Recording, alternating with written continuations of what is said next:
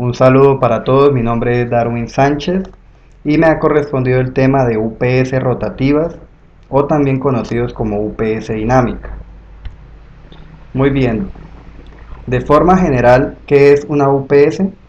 UPS por sus siglas en inglés, Uninterruptible Power Supply, es decir, un sistema de alimentación ininterrumpible, también conocidos como SAI. Y este es un dispositivo que de forma general, gracias a sus baterías u otros elementos de almacenamiento, ante un posible apagón puede suministrar energía a las cargas conectadas por un corto tiempo. En el caso de las UPS que alimentan computadores, pues brindan un corto tiempo para poder alcanzar a salvar la información y proceder a apagar el dispositivo. Como les mencionaba, lo anterior aplica de forma general a UPS eh, utilizadas en el campo, digamos, de baja escala y son las más conocidas. Pero estas se clasifican en varias categorías. Unas son estáticas, otras son rotativas o las comúnmente híbridas. Pero para nuestro caso particular tenemos las UPS rotativas o también llamadas dinámicas. Estas son fabricadas pensando en mayores capacidades y con la posibilidad de generación de tensiones mucho más elevadas, donde comprende rangos, como podemos observar, de 220 kilovatios hasta 3 megavatios. Acá en la parte derecha podemos observar lo que es un volante de energía, prácticamente es donde se almacena la energía, que ya vamos a mirar más adelante. Este tipo de UPS aplica para entornos industriales, es decir, para alimentar cargas bastante grandes. Cabe aclarar que una alternativa o su particularidad aparte de esto es que estas se pueden instalar en paralelo y pueden llegar hasta a suministrar hasta 40 megavatios comparado con una UPS estática que solo llegaría a 4 o 5 megavatios. En este tipo de UPS, las baterías pueden ser sustituidas por un sistema de almacenamiento cinético y estas cuentan con un motor generador eléctrico que transforma la energía eléctrica en mecánica y viceversa. Eso lo vamos a ver más adelante. Acá tenemos unos ejemplos de algunas UPS dinámicas de varios fabricantes, como podemos observar. Acá tenemos una de IM Ingeniería, esto es una empresa de México, y tenemos otra marca ITEC. Esta sería digámoslo, sus diferentes partes. Ya lo vamos a ver a mayor profundidad. Acá tenemos lo que son partes y componentes de una UPS dinámica. Bien, tenemos en el numeral 1 el motor diésel, como podemos observar. En el literal 2 tenemos lo que es un embrague, el de acá, un embrague electromagnético sin anillos y sin escobillas. Es decir, que este es el que realiza la conexión mecánica entre el motor diésel y el estatoalternador.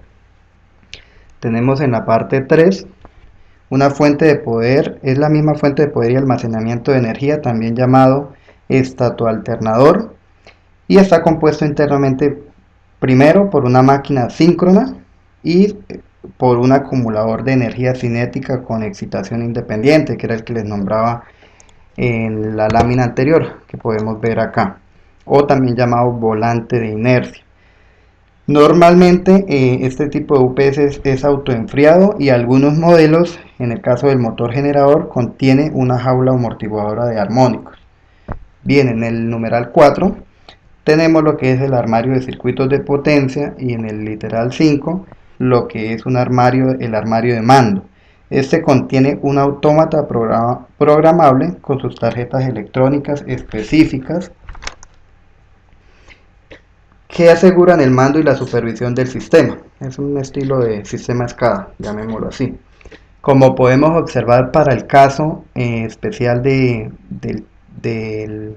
tema en sí, este tipo de configuración dispone de un grupo electrógeno, que un grupo de electrógeno es aquella máquina que pone en movimiento un generador síncrono a través de un motor de combustión interna.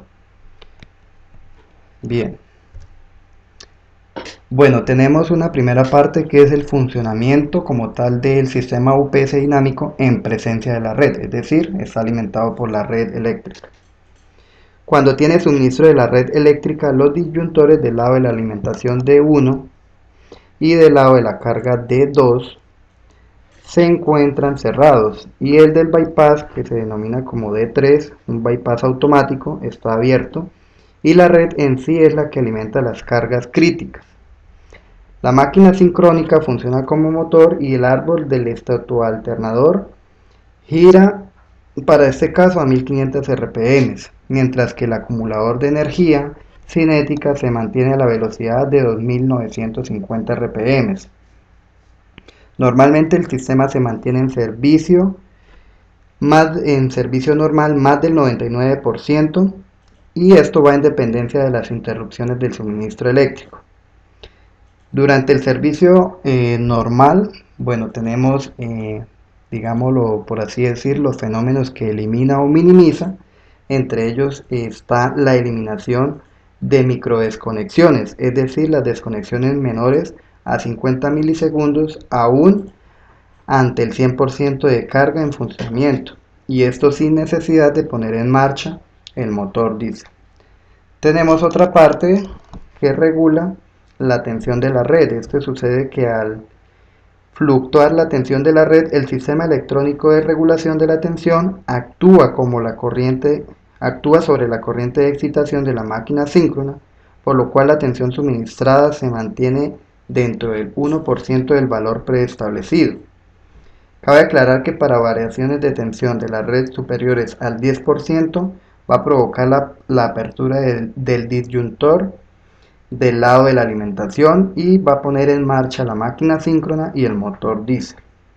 Tenemos otro aspecto que mejora, que es el factor de potencia.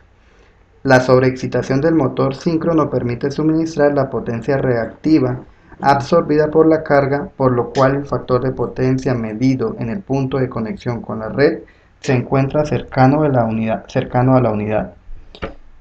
Con este funcionamiento, la máquina síncrona desecha el uso de los bancos de condensadores y evita los inconvenientes con dichos bancos.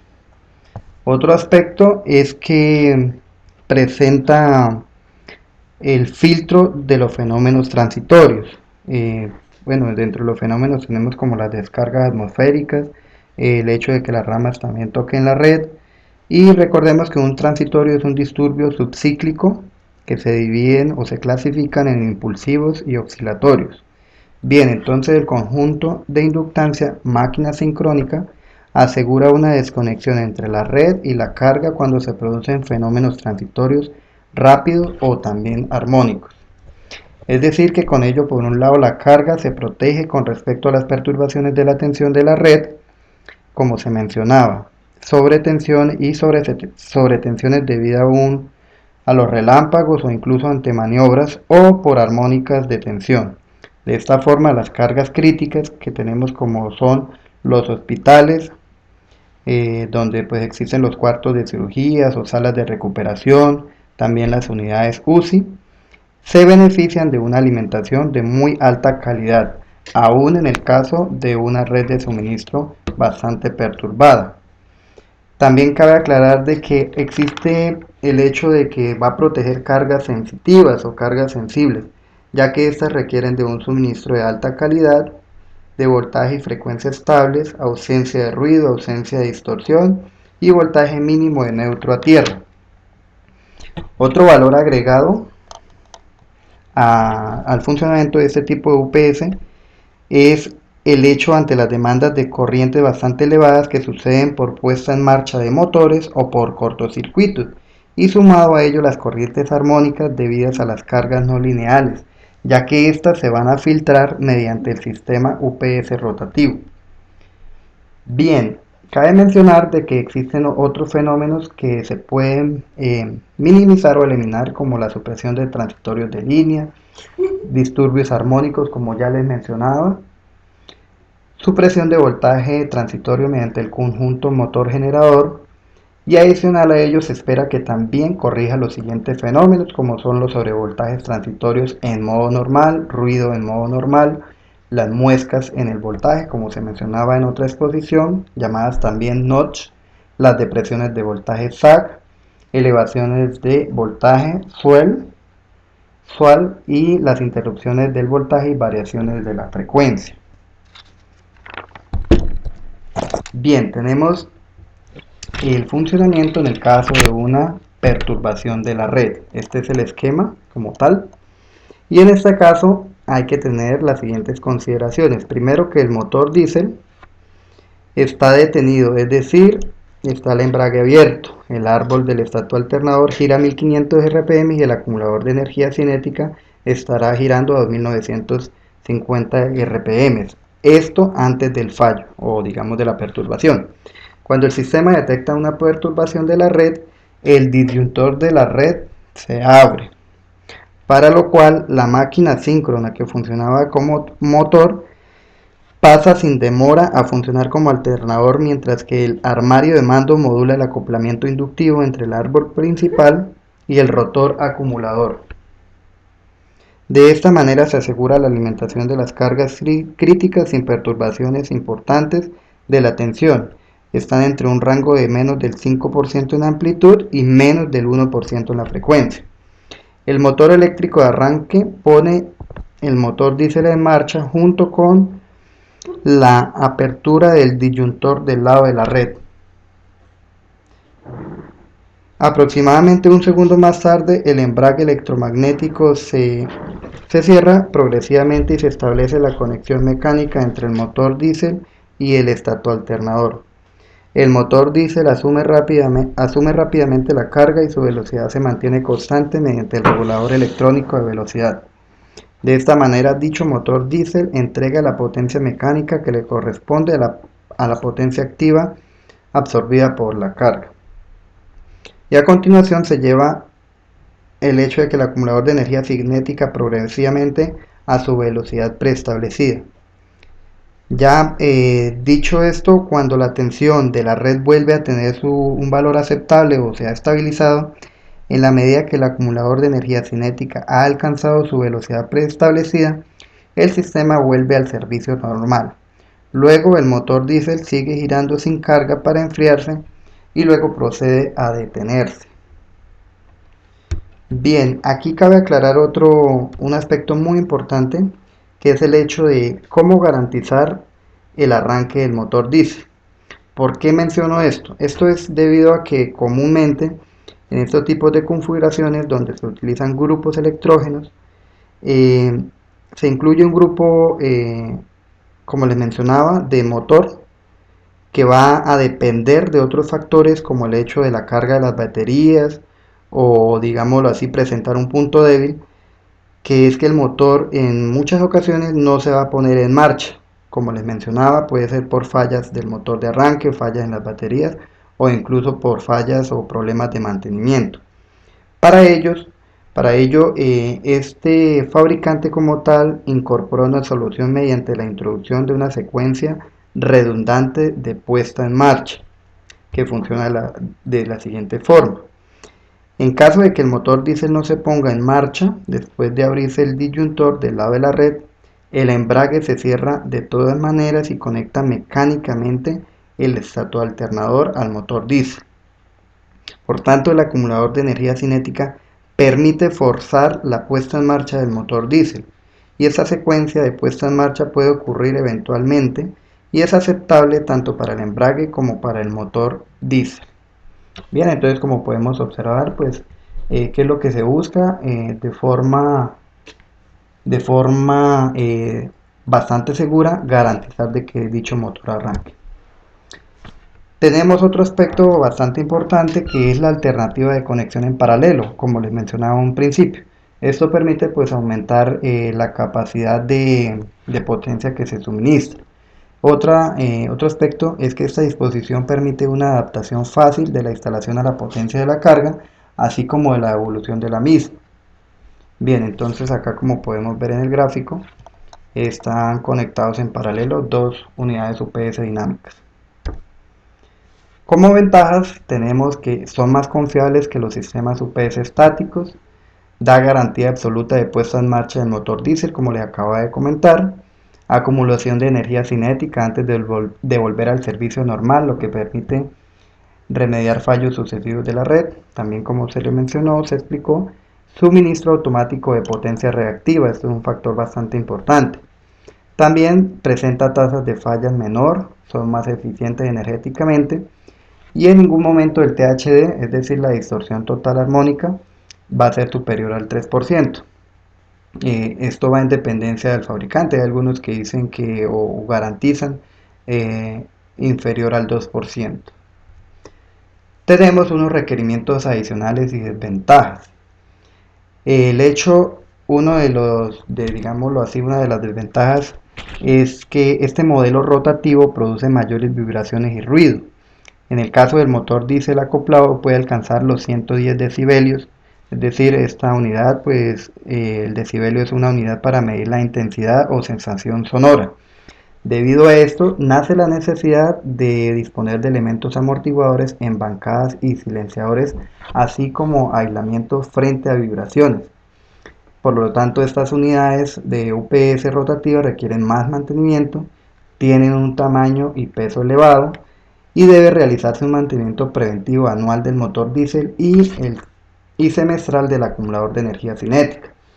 Los componentes que realmente sufren son los rodamientos del volante de inercia, que es el dispositivo el cual es el que almacena la energía de forma cinética y en el caso del funcionamiento como les explicaba también es el que va a devolver la energía a la carga.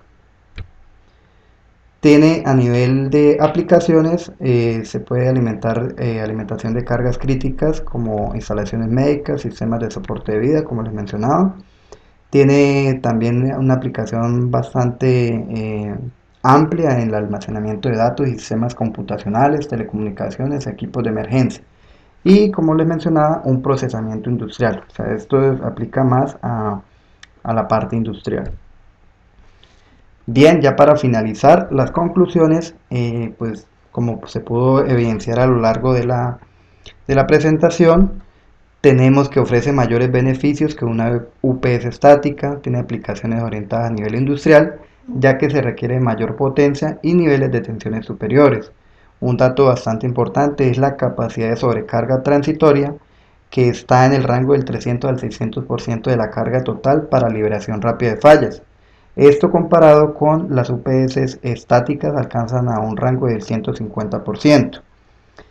También podemos evidenciar que las UPS no solo suministran energía eléctrica ante la ausencia del suministro, sino que también permite corregir o minimizar el impacto de algunos fenómenos de la calidad de la energía, como lo pudimos evidenciar a través de la exposición.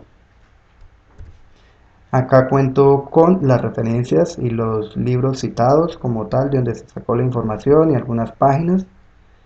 Estas serían las referencias. Y bien, bueno, gracias a todos. Hasta un próximo encuentro.